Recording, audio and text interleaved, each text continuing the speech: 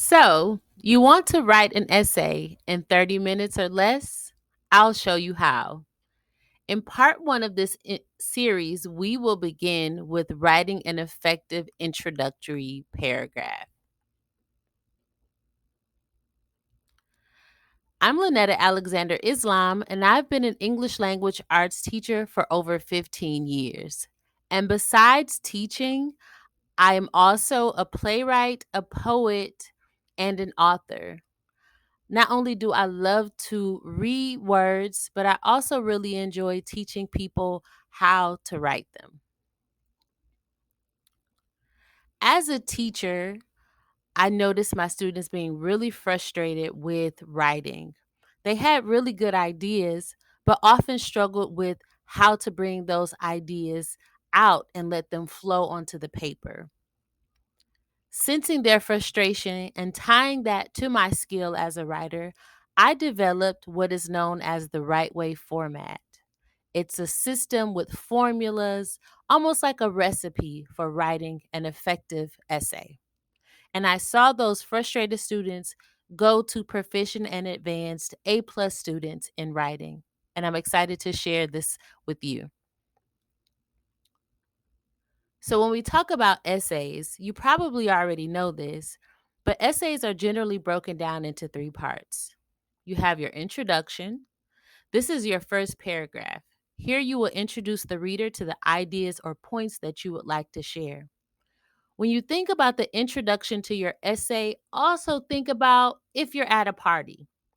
When you're at a party and you're introduced to someone, you don't tell them your whole business and that your left toe is kind of weird and ugly, or that sometimes you smell funny, which that's okay, that's your business. But generally, you don't get too personal and put all of your business out in the introduction.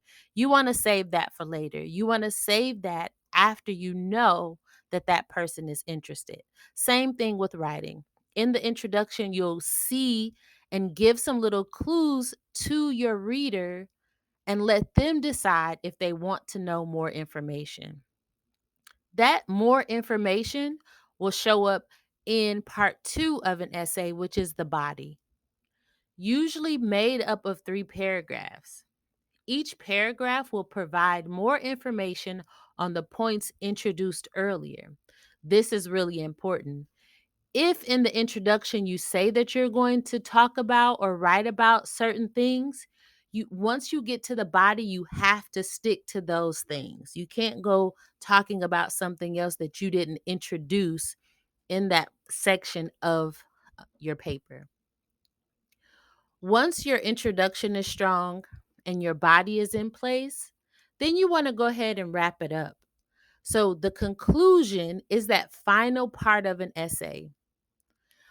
This part is in which a good writer reminds the reader of the points, facts, or reasons shared in the body. You don't want to introduce new topics. You don't even want to say, well, next time I talk to you, I'm going to talk to you about such and such. No, you want to remind your reader of the points that you made earlier to solidify your stance or your reasoning.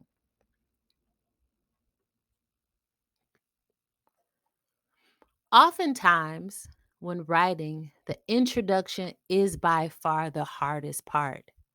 But what I can assure you of is if you use the right way format, once you're done with your introduction, you are primarily halfway at least finished with your paper. And I'll show you more about that in part two. The introduction can also be used in the sense when you have to just write a response paragraph. Or let's say you're a student and you have to demonstrate to your teacher um, that you understand certain key points of the lesson. You can use this format for that as well. So, in the introduction, you have 4 important parts: the bright idea statement, the point of view statement, transition words, and finally, the close the door statement. And I'll explain what each of those are in depth, and we'll have a little space to practice as well. So, for the rest of this lesson, I want you to think about if you had to write about a summer vacation. So, we'll build off of this sample prompt. What did you do last summer? Write an essay about your summer vacation. As you're thinking about that, and as I'm going through the lesson, it wouldn't hurt for you to have a paper and pencil or writing utensil, or to also write on your device. But as long as you're practicing to make sure you're keying into the skill, that will be great. First things first, bright idea statement. The bright idea statement is your topic sentence, which tells the main idea of your essay. If you're writing a formal paper for as a student, if you have a like a ACT coming up or some kind of test that you have to um, do on demand writing, you get points from just demonstrating that you know what the subject matter is. So it's super important to capture that in your bright idea statement. Once you know and can demonstrate what that subject is, you want to start with these bright idea starters. These are subordinating conjunctions, and what you're doing is creating a um, dependent clause, comma, independent clause statement, a very strong, complex sentence, flexing your writing skill and development right at the very beginning of your paper.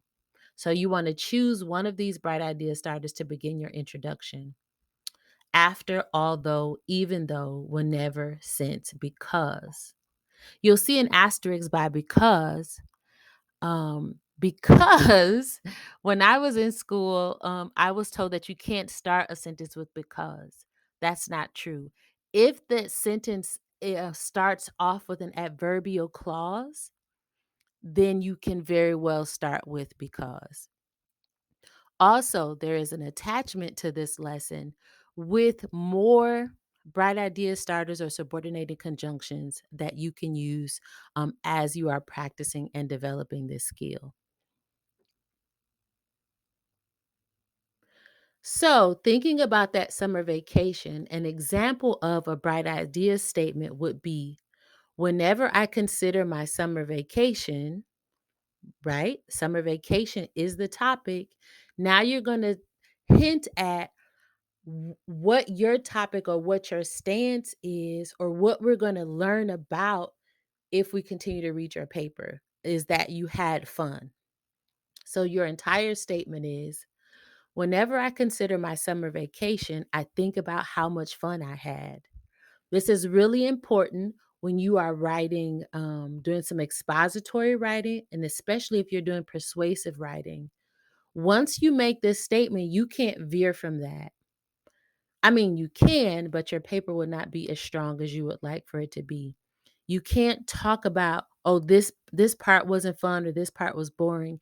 For consistency purposes, for coherence, for flow, you have to continue talking about how much fun you had for your summer vacation.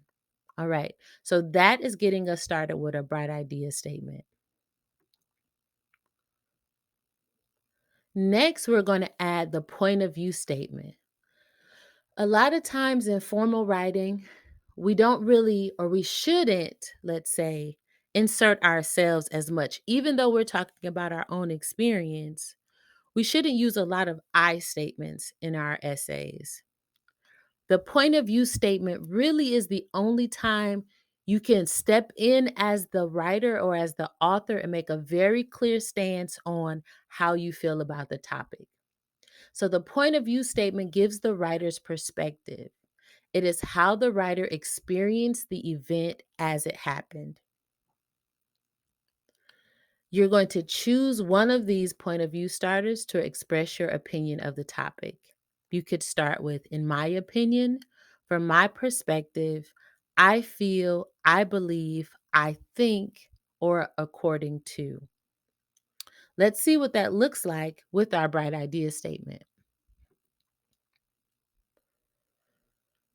Whenever I consider my summer vacation, I think about how much fun I had.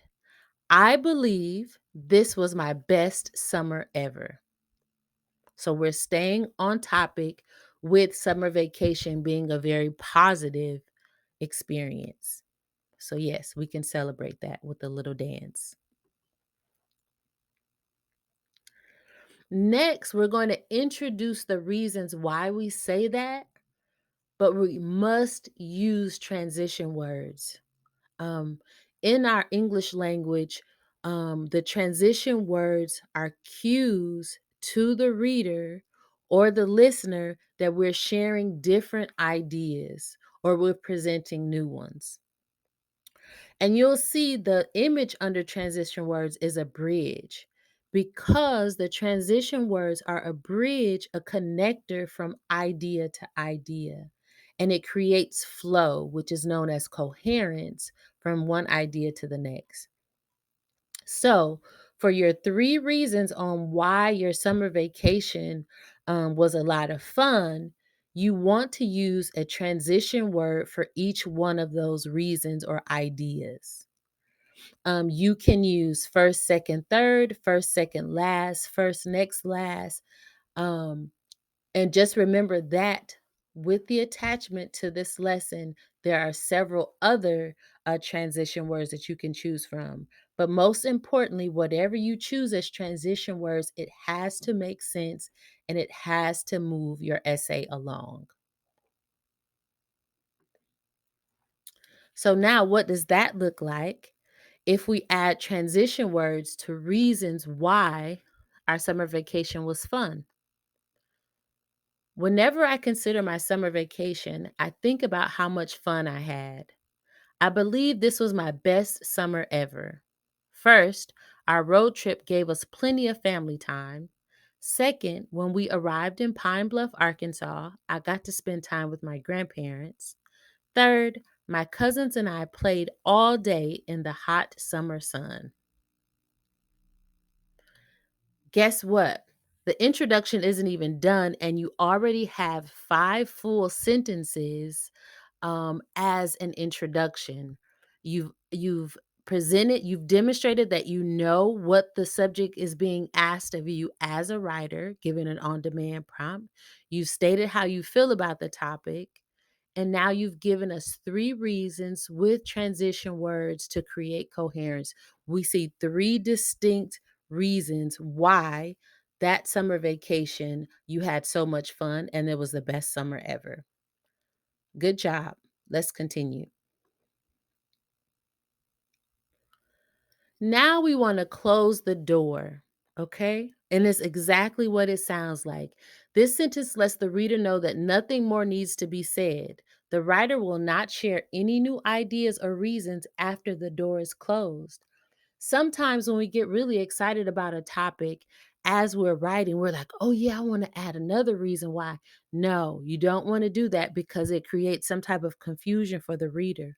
Whatever three things you put in the as your reasons in your introduction, you don't want to add any more after your close the door statement. All right? Close the door. You're done talking about it. You've given them all the reasons you can to be intrigued and want to know more about your topic. So, when you're ready to close the door, you can choose one of these close the door starters to end the paragraph. In conclusion, to this end, finally, to conclude. When you gain more confidence with more practice, you can start looking at some of those subordinating conjunctions as well to use as a close the door starter. Now, we're going to create a sentence and we're going to put it all together to have a completed introductory paragraph. Whenever I consider my summer vacation, I think about how much fun I had. I believe that was my best summer ever. First, our road trip gave us plenty of family time. Second, we arrived in Pine Bluff, Arkansas. When we arrived in Pine Bluff, Arkansas, I got to spend time with my grandparents. Third, my cousins and I played all day in the hot summer sun.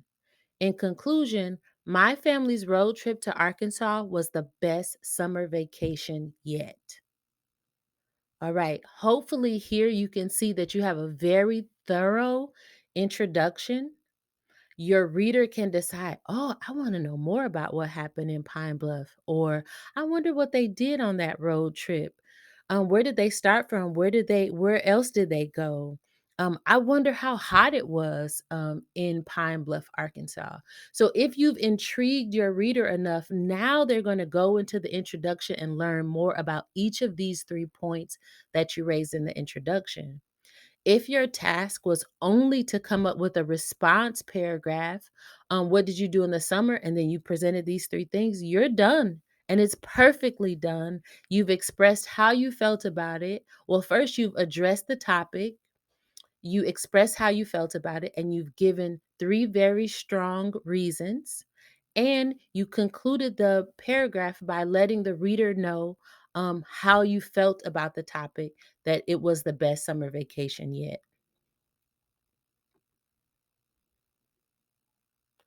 Now you should practice. Before going on to part two, in which we will use the right way format to expand these ideas out into a full 5 paragraph essay, um, practice by using the following prompts. What advice would you give to a new member of your community? Start, and you can write those 6 sentences out. Practice using that introduction paragraph to write that. What are the top restaurants in your city? Discuss who are the best musicians of all time. Once you feel strong and confident in that, then go ahead and register for part two of how to write an essay in 30 minutes. In part two, you will learn and be able to develop well written body paragraphs in your essay with a strong conclusion, demonstrate structure and coherence throughout your essay, and ultimately, with practice, write a full 5 paragraph essay in 30 minutes with the right way format. I do want you to take note that once you are confident in using right way format, your creative ideas will flow and you will produce proficient essays in 30 minutes. Feel free to drop something in the chat or share your paragraphs for feedback. I want you to do really well, so contact me if you have any questions. And great job in participating in this course. Let me know if it helps, and I can't wait to see you in writing an essay part two.